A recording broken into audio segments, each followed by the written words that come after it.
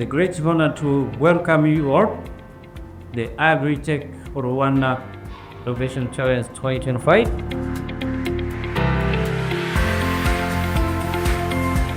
Today we had a great consultation workshop in the context of the AgriTech4Rwanda Innovation Challenge.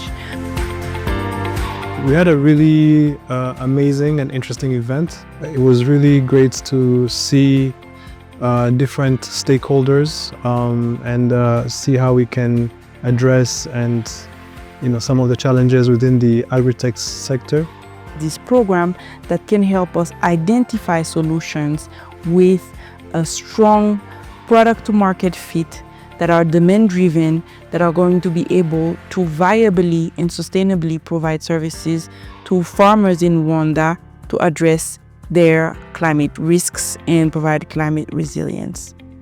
I would definitely encourage those who are in the agri-tech sector to apply and try to be part of the program. So the program in itself is to identify a pipeline of those solutions, to de-risk them through climate analytics, and most importantly, to link them with the financial mechanisms that they need to be able to scale.